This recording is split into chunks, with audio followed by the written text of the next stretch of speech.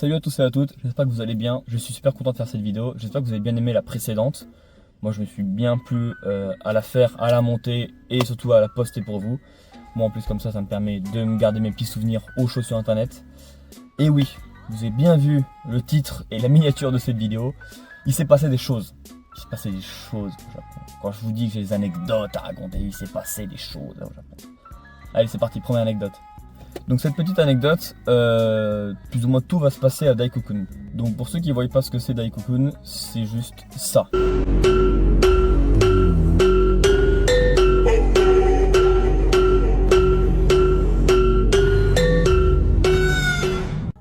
C'est vraiment le spot des rassos au Japon. C'est l'expérience Tokyo Drift même. Vraiment ça sent le gasoil, ça sent le tuning. C'est très très stylé, il y a des méchantes voitures. Moi j'aime bien les voitures. Toute catégorie, pas forcément que les japonaises, mais j'aime bien aussi le côté un petit peu Tokyo Drift et full tuning, surtout de ce style là avec des néons, des trucs comme ça, des grosses couleurs flash. Donc évidemment il fallait qu'on fasse une soirée à Daikoku. Donc pour aller à Daikoku, ce qu'il faut savoir, c'est un immense parking qui après mène à une autoroute, une immense boucle de route autour de toi. Donc nous on se rend là-bas en taxi parce qu'on n'a pas de permis japonais, on n'a pas de voiture sur place. On se rend là-bas, l'expérience est folle, très très stylé. Moi je m'éclate, je suis vraiment dans mon petit monde de voitures, de fans, tout ça. Et en fait c'est quand même assez court parce qu'au bout de 30 minutes, 40 minutes, il y a la police qui arrive et qui demande de dégager tout le monde. Donc là t'as un petit festival, mais t'as un festival de voitures qui part. Et donc tu entends des moteurs qui partent dans les grands tours sa grand-mère sur l'autoroute qui est autour de toi. L'expérience est folle, vraiment. Je sais que là c'est le fan de voitures qui parle et peut-être que tout le monde n'est pas fan de voitures, mais vraiment c'est un truc à faire, c'est le Japon parce que c'est très stylé, l'ambiance est vraiment très très cool. Le parking se vide et nous à un moment donné on se dit bon ça peut être cool de se faire embarquer dans une voiture sportive pour passer la soirée, enfin un petit moment de la soirée un petit peu stylé comme ça. Sauf qu'on est trois, il y a moi, mon ami qui me suit de tout le voyage et on a rejoint un pote au Japon qui était là au même moment que nous. Donc le truc c'est qu'à 3 c'est que soit tu tombes sur une voiture sportive qui a 4 places et donc le mec il faut absolument qu'il soit tout seul. En général, il y a souvent un pote à eux ou un photographe, un truc comme ça, donc ce qui est plutôt rare. Mais sauf que nous, on veut pas être splitté. Et donc, on demande des renseignements à 2-3 gars qui ont une très très belle voiture. D'ailleurs, c'est peut-être quoi le prochain spot du Rasso? Et ils nous disent peut-être le parking Tatsumi. Donc, on se dit, ok, on regarde, machin, tout ça. On voit le parking, il est vraiment sur la carte, sur l'autoroute. On se dit, putain, si c'est une aire de repos. Mais on se dit, bon, si c'est le prochain spot, il faut y aller, tu vois. Et puis avec un peu de chance, s'il faut, ce parking que nous, on nous montre sur l'autoroute, s'il faut, elle est en dessous, tu vois. Sur la carte, c'est le même endroit. En fait. Très mauvais raisonnement, évidemment. Bon, nous, on ne trouve pas de pilote qui peut nous emmener à droite à gauche. Donc, on prend de nouveau un taxi qui est déjà sur place. On part à Tatsumi, il prend l'autoroute et il nous dépose sur une aire d'autoroute. On se rend compte que c'est une aire d'autoroute et le taxi va pas rester là. C'est pas un autre chauffeur, on va dire. Donc, le taxi se barre et il nous laisse sur une aire d'autoroute. Et on n'a pas de voiture. Donc il faut absolument qu'on rentre avec un pilote là cette fois-ci. Absolument. Encore une fois, d'autres photos. Ça, les clairvues sur les immeubles illuminés derrière. C'est pour ça que Tatsumi est apprécié. Parce qu'il y a des méchantes photos. On a vu des trucs. C'est une dinguerie.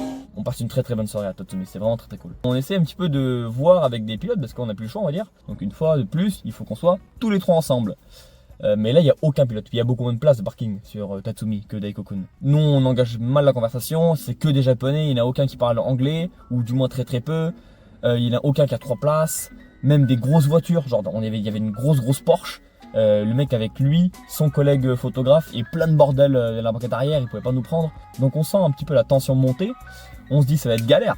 Ça va être galère pour rentrer chez soi. On est juste foutu sur notre autoroute là pour l'instant. Et là, à un moment donné, ni une ni deux, il y a les keufs qui arrivent et qui se mettent en travers de l'aire de repos et qui bloquent l'aire de repos. Donc là on se dit, nous en fait on est niqué là parce que si on veut appeler un taxi pour qu'il nous récupère en dernier recours finalement. Donc là on se rend bien compte qu'il y a un petit peu de la merde. Et donc là on demande vite à des pilotes et eux ils sont en mode non mais moi je rentre chez moi là. Je suis pas là pour faire du petit business avec des touristes ou quoi, il y a la police à côté frère qui me regarde. Donc je vais pas prendre ton liquide, je vais juste rentrer chez moi. Et là plus personne au parking. Bon, faut mettre un petit peu de contexte pourquoi est-ce que la police était là. C'est juste parce que, encore une fois, le même problème que Daikoku, mais là encore plus vrai, parce que c'est littéralement une aire de repos, c'est pas une aire pour prendre des photos et montrer à tout le monde que t'as une belle voiture. Donc c'est pour ça que la police patrouille et juste vide les aires de repos, parce qu'ils connaissent que c'est genre le soir, que c'est la bonne zone, qu'il y a Daikoku qui est pas loin, que Tatsumi en plus c'est réputé, donc c'est pour ça qu'ils sont là. Nous on est que tous les trois assis sur un banc et on se dit on va se faire cueillir. Là on va se faire cueillir là. Et là on va bégayer parce que c'est la police. J'espère qu'ils parlent un peu bien anglais. Sinon ça va être encore une fois au traducteur. Et il faudra se faire comprendre. Parce que parfois le traducteur c'est un peu la galère. Et entre ce que eux ils disent, ce que eux ils lisent et ce que eux ils comprennent, c'est un peu compliqué tu vois. Donc ce qui devait arriver arriva. La police s'arrête devant nous. Un policier sort. Il nous parle en japonais ou du moins en anglais. On leur dit on est venu en taxi.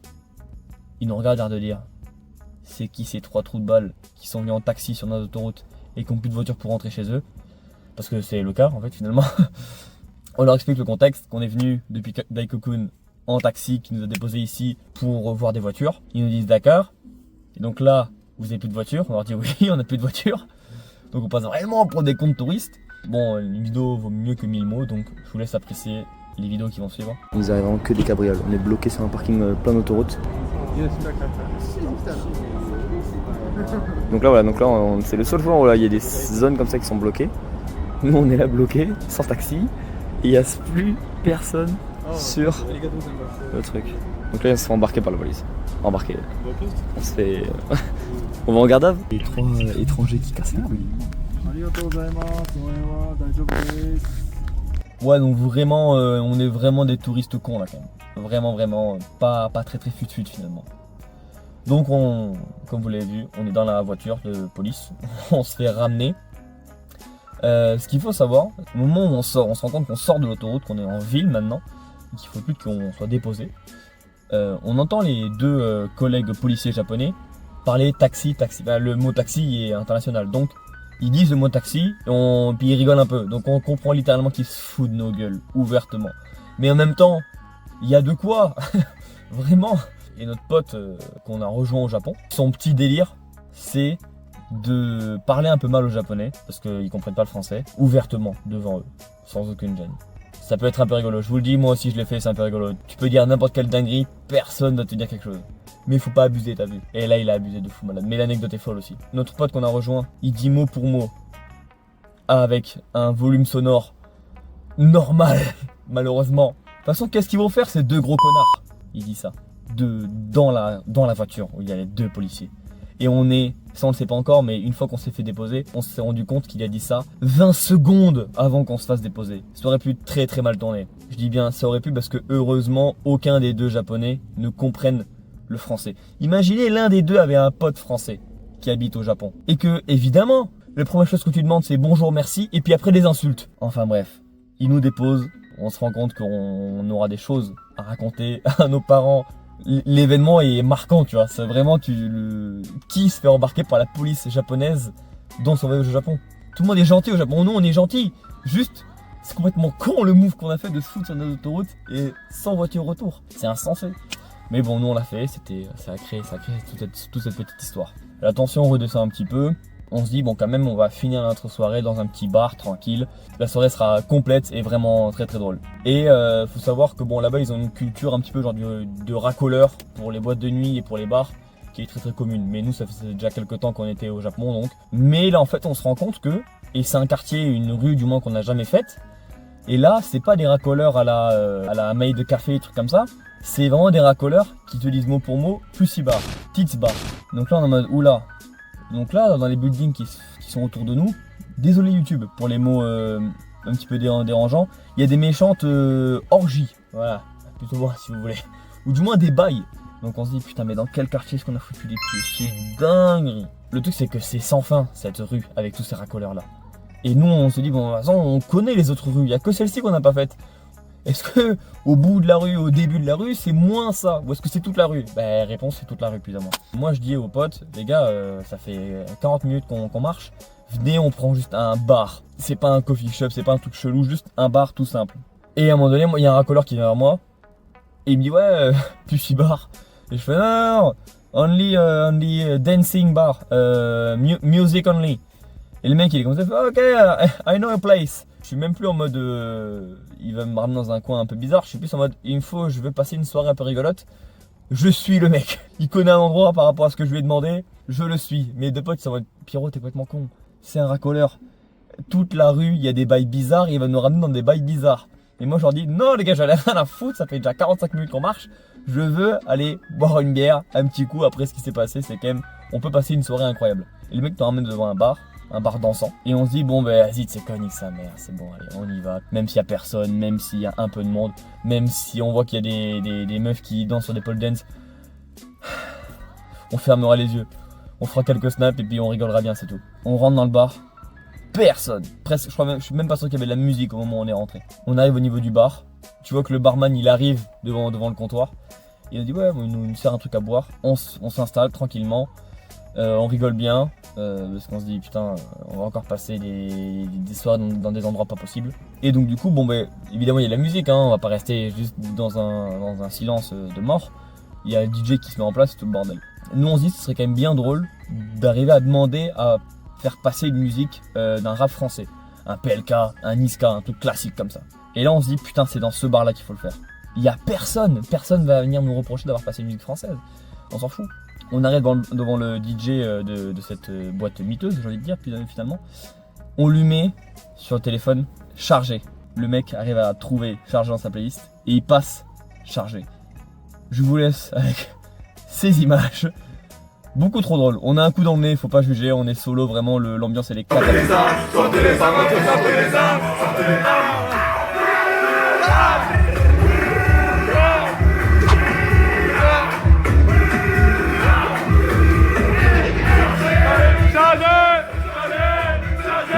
Moi ça m'a fait un peu rire parce que je savais que la soirée elle est vraiment complète, elle est vraiment bordélique de A à Z sur la vidéo. Vous voyez un japonais, c'est pas un client, c'est le barman, il s'emmerde tellement le barman, il est venu danser chargé avec nous. Imagine tu passes à Daikokun, c'est trop stylé. Après tu te fais ramener par la police, tu sais que ça va rester dans ta tête toute ta putain de vie. Et puis à la fin, c'est tellement la galère pour trouver une soirée que tu te fais racoler dans une vieille boîte de nuit dansante. Et tu passes chargé comme ça et tu danses avec le barman. Le Japon, moi je pense qu'on parle pas assez de ce genre de Japon. Je trouve ça trop dommage. J'espère que cette anecdote vous a un petit peu plu. Moi, c'est juste ma meilleure anecdote. On s'est juste, rien que ça, dans la même soirée, on s'est fait rembarquer dans une petite boîte de nuit et juste avant, mais on se fait ramener par la police.